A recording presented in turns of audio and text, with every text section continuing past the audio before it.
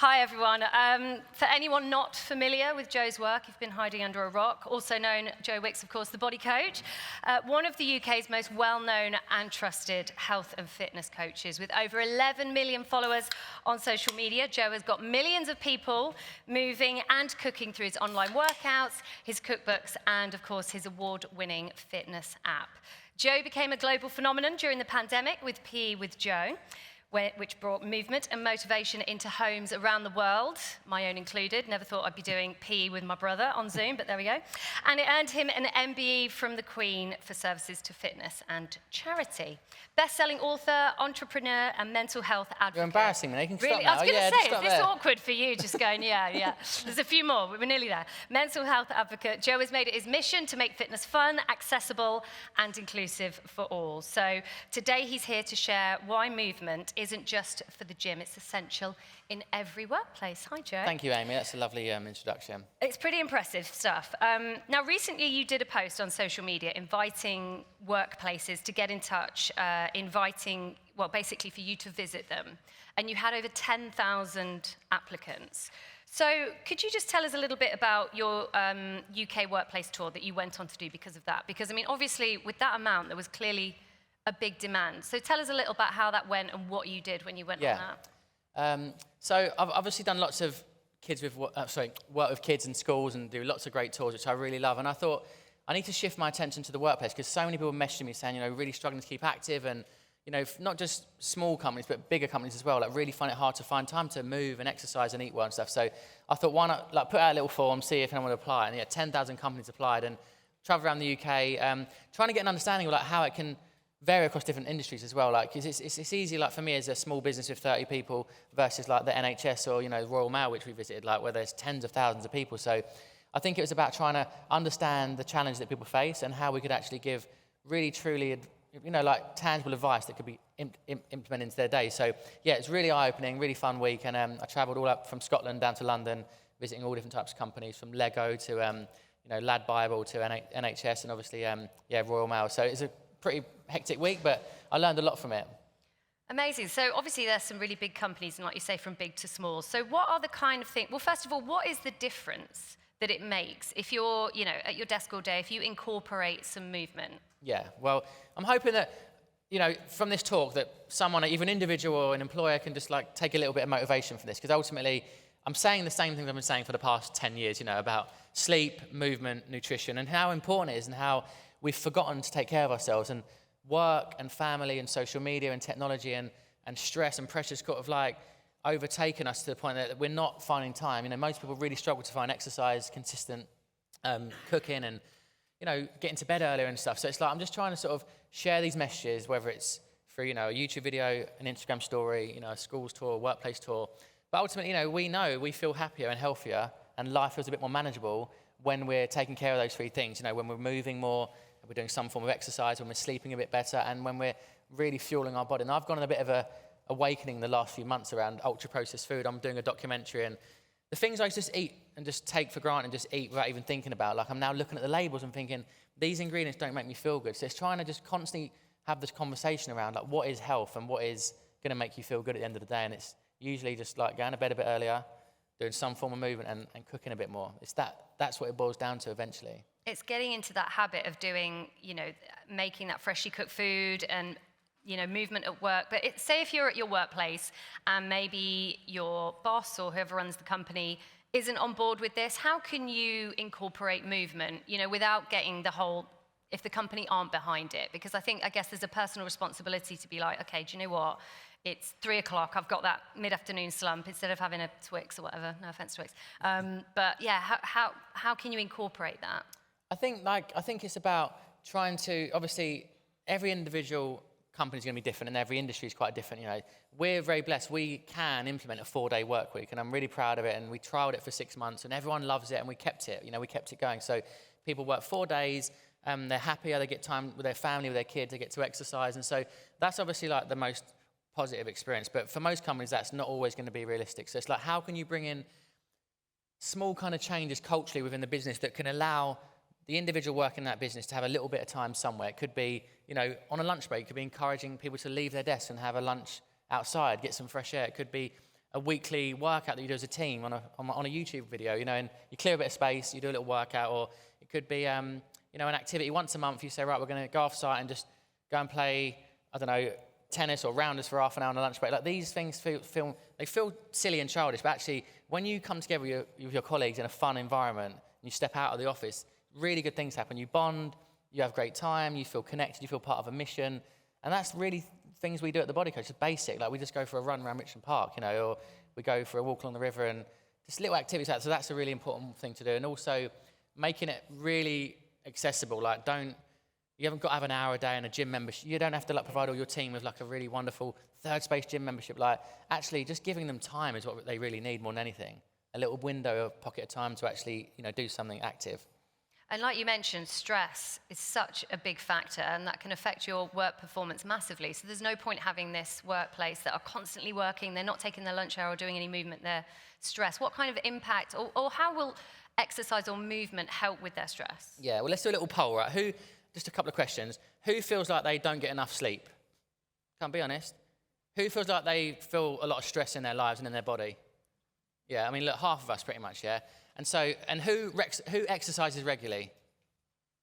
Well, that's good. You're an active bunch, which is great to see, because you know the impact because you're doing it, right? The impact is I can be a better parent, I can regulate my emotions, I can release physical stress in my body, I can, you know, be more focused and ambitious and more kind of energized for life. Because I just think you can get by with exercise and you can totally survive on junk food and ultra-processed foods, but you're not really living your best life, and you're always tired, you're always bloated, you're always carrying a bit of stress, and it can catch up on you without even knowing sometimes. You know, it can be burnout, it could be depression, anxiety, you know, low mood.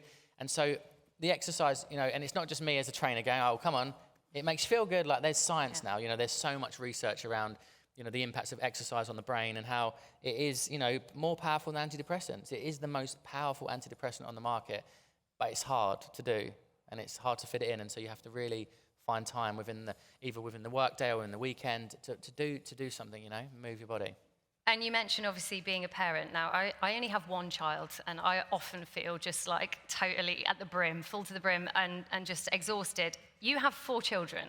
So in terms of fitness and exercise, how do you incorporate that into your life now that you're a busy working parent and with your career and everything? Well, people often think that, like, you know, because we could have nannies, we have nannies, right?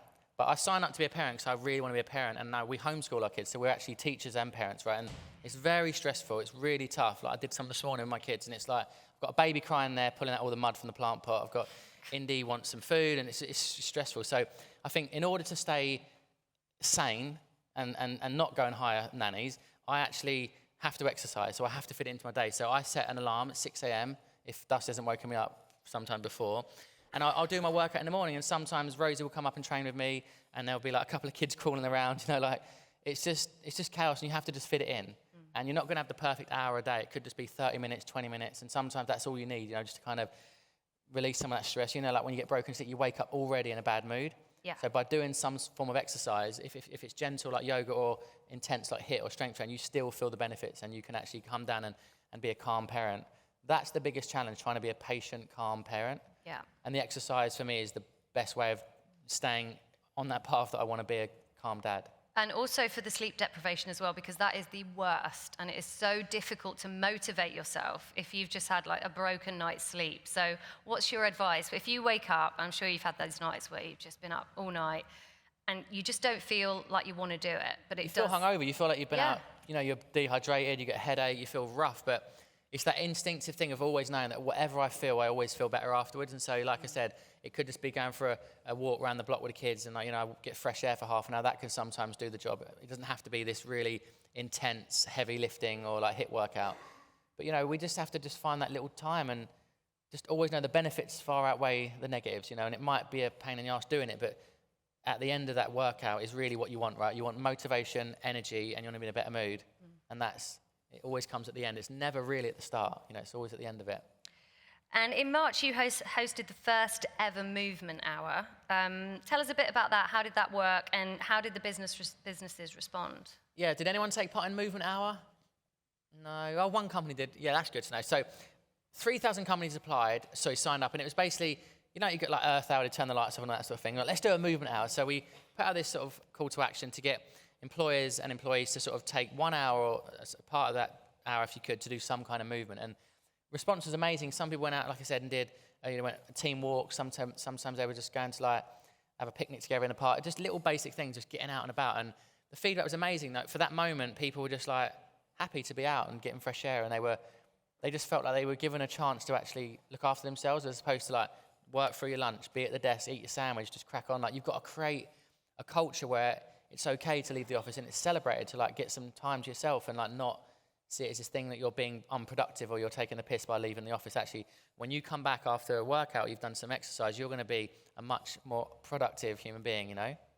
And also, if you start doing it, if maybe your workplace isn't as proactive with it, if you start doing that movement, you could maybe encourage everyone else to come out and make it a bit of a thing. So I guess it kind of helps motivate. You could be that person if you're wondering, I don't know, how to implement it into where you work. You could be that person to try and motivate. That happens a lot. You only need one sort of cheerleader, don't you? Like one sort of it's the same with a school. If there's one like parent or teacher in a school that really believes in exercise, they will get those kids moving somewhere. They'll bring in a speaker and do a dance party on the lunch break. And it's the same with the workplace. You know, you can't wait for your boss to say, right, you can have an hour a day and you can work 4 days. Like, it might not come, but you can say, right, you know, we're going to get together and me and 3 friends, and you might be the one that's always putting your kit on and say, I'm going for a run, who wants to come? And they say no for 6 months, but on the 7th month they go, I might join you today and come for a little run. And then you've suddenly got a little running club within that business or whatever, you know, and that happens a lot. What was the kind of feedback when you went on your UK workplace tour? Have you heard back from, you know, has it made a big impact? Are people implementing it? Are we seeing a difference from those kind of workplaces? Yeah, we've had a few like lovely messages through Instagram and obviously through emails, but just following up on like, just thanks for obviously like creating that moment and giving us a chance to actually think about it, because a lot of companies say they really care about the employees' health, but what do they practically do in terms of like giving them an opportunity to be active and have a bit of flexibility? Like, you know how hard it is when you have a baby and you got to, and going back to work, that whole thing, like, and I see how hard that conversation is, but there needs to be more flexibility. Companies and businesses need to be like, understanding that human beings, like they need to have, they need to be understood, needs to be like that little bit of flexibility to allow them to, like, you know, like I said, take care of their own health. Because what's the point of having a team of people that are really hard working and just busting it off, but they can't actually like take care of themselves and they burn out and stuff. So. And what would you say for anyone who's maybe in the room thinking, I'm too busy to fit this into my day, I can't imagine how I can implement it? What would you say to them? What would be your advice to sort of start? Yeah, I mean, everyone feels busy, and it's hard. It's like, there's always something that can come first, isn't there? And it is really, really hard to be consistently active, but it's just believing that 15 minutes is enough. You know, 15 minutes a day is enough to cook. I've been saying that since Lean in 15, you know, with the recipes. Like 15 minutes a day, you can make a lovely meal, and in 15 minutes, you can have a really decent little workout where you really pick your mood up. So I think it's about believing there's time and prioritizing over everything else. And suddenly all the other things you struggle with in life start to be a little bit easier and come a little bit, you know, you can take those in your stride, I think, a lot more. One of the things that I don't know if this is just me, but if I think about I'm going into work and then I'm going to do exercise, I start thinking about, I need to get in my gym gear. And it's that logistical thought of I've got to pack a gym bag. But actually, there are little things you can do, like you and your brother, you do walkie-talkies. Yeah. Can you tell us a little bit about walkie-talkies? Yeah, walkie-talkies is something that Nicky had the idea, like, you know, it's not like a revolutionary thing, but rather than sitting there looking at his face for an hour, I'm like, can we just take this on the go? And so we'll take the call. If you don't need to see the person, why not, you know, go for a walk and take the call on the move? And people do it all the time. They get up and they're out for an hour around Richmond, and they come back and they've had a, you know, 5 or 6K walk, and they've done their meeting and they've had a really great productive hour. And that's a simple little thing that you can implement into your day. Whereas I think most people are just like, I've just got to be at the desk and this is it. Like, I've got 8 hours of this. But actually, all those little movement wins throughout the day, that's going to burn more calories than your workout. These little things add up. You know, movement, going up the stairs, like walking instead of taking the bus. Like, these things seems quite insignificant, but they really add up in terms of your overall energy expenditure. And if every business leader here committed to one change today after this session, what would you want it to be? I'd love to say everyone should do the 4-day weeks. I think it's so nice for people to have a day off, you know. I'd love that, because why not, you know, if you can, why not, you know, like. But if you've seen the result, I find that so interesting, because you've obviously seen such a positive. You did it as a trial? Yeah, we trialed it, and like we just thought we'd give it a go, and it was just, everyone's just so happy, and like, you know, their pay stayed the same, but they had 1 day off, and it's like, they work just as hard, the same productivity, everything gets done. It's like we might have 1 extra day where they have to catch up on a Monday, but there's like, they're still doing a great job, and they're happy, they get time with their family. Like I said, it's just that balance, isn't it? The dream is like, you know, a bit more balance. And it's really hard when you're working 5-6 days a week to have that, you know, and to really see your family and friends and all those connections that you need. That'd be my dream. But ultimately, other than that, just create a culture where like movement and exercise is something that you really, really do promote and encourage, not just on a, you know, seasonal basis. Like it needs to be all year round, an all year round thing, and a conscious effort to, you know, even us, we used to, when I first started out as a body coach, I thought that celebrating was like going to a pub and getting pissed and getting everyone really like drunk and actually going like to like the Wave in Bristol and like surfing for the day is way better for us as a team, or like going and doing like an outdoor adventure thing. Like these things, you bond, it's a healthy, you're not going into what next day have a hangover like. So it's like shifting your mindset around that as well at social events and off-sites and things, make them fun and active, and it really is good for the team. Amazing. And other than obviously trying to get everyone moving in the workplace, what's going on for Joe Wicks this year? Anything exciting or that you're looking forward to? Well, I'm working on I don't know if I can talk about it. I'm doing like a bit of like a cartoon type thing for children to get them active. So I'm trying to sort of scale what I'm doing. But again, with that PE with Joe, it's like everyone took part in that moment, but I can't ever have that moment again. So it's trying to sort of think, how can I create content that will connect with people on a large scale, and it can be, and it's not me actually doing the exercise. It's a cartoon of me, and I'm just doing the voiceover. But yeah, that's something I'm really excited about sharing later on in the year. Amazing. And yeah, if there's anything else you can add about, you know, movement being that missing link in the workplace, is there anything else that we can do other than trying to... I think the most important thing that this whole conversation is irrelevant if you're not getting sleep right. So I want to go back to the most important thing of all. Like, it really is the foundation, like the sleep thing. A lot of people put their hands up, and it's probably not work emails that keep you up. It's probably like your phone and social media and stuff like that. That's for me what keeps me awake. And so really trying to prioritize sleep and have a better relationship with your phone. Like for me, two really, really pivotal things happened for me. I was feeling burnt out from my phone and realized how addicted I am to my device. I just set an alarm, right? Every day it goes off at 6 p.m. and it says, I am a phone-free dad, yeah? So for 2 hours, from 6 to 8 p.m., I turn my phone off. And sometimes I ignore it because I'm in the middle of something and I don't, but this reminder of like, oh yeah, I want to be a phone-free dad. And so for those hours, you know, I'm doing the bedtimes, I'm doing like dinner, and I'm doing obviously like bath and story time, and I'm not in a rush, and it's so nice for the kids to have that little window. So that's a really important thing that's helped me. And the second thing is not taking my phone to bed. Like, kids wake me up, but my phone, that keeps me up way longer than my kids ever will, because it's so addictive. The power of that device and the light and the algorithm is so, you know, it's really, really powerful, isn't it? So I think there'd be my two pieces of advice, you know, maybe try and set some boundaries around your phone, leave your phone in another room. I've got a nice Lumi alarm clock that wakes me up. And I was like, oh, I'm not going to use that. And it's the best present I've ever received, because I use it. It's like a little bit of sunlight, little birds tweeting, and I don't have to have, because my excuse was, I need my phone, it's my alarm. Yeah. You know, I didn't trust anything other than an iPhone, but actually that's a really nice way to wake up. So I think, yeah, if you get the sleep right, the cooking feels easier, the meal prepping's a little bit easier, your willpower around food increases, your desire to exercise also increases. So sleep's like, everything starts with the sleep, you know, it really is number one. So try and get a bit more sleep this week if you can. And any tips on that, if anyone's struggling? Because sleep is sometimes, for a lot of people, that is a stumbling block in itself, isn't it? I mean, but exercise helps sleep as well. Exercise helps sleep, and obviously the food. But mate, it's mainly like just having a bit more of a routine, like a regular routine that says, so my other alarm that goes off is at 9:30 p.m. that says I have a good sleep time routine, because otherwise I'll be watching 2 episodes of Mobland till midnight. And I go, well, I ain't going to be the body, I can't do the workout at 6 and all that stuff if I watch Mobland till midnight. I've got to go, right, get in bed at 9 and watch Mobland till 10, and then I'm going to be asleep. Do you know what I mean? I just think it's, you know, easy to distract yourself, because it's like you feel like you're decompressing from the world a little bit, don't you? But ultimately, if you stand up till 12, 1 a.m., like, how can you really do all the things you want the following day? So it's like see it as an investment. Like, going to bed early is actually an investment in tomorrow, and you can actually get the things you want done. And you've recently cut out sugar as well, which is my next. Well, not forever, but yeah, I've had a little bit. And again, because just like I can't have my phone in moderation, I can't eat sugar in moderation. Yeah, it just takes over my life, and I'm so addicted to sweet stuff. So I've had a 7-day like little circuit breaker, and it's amazing how every day that goes past, you just want it less and less and less. And they're giving out bars of chocolate.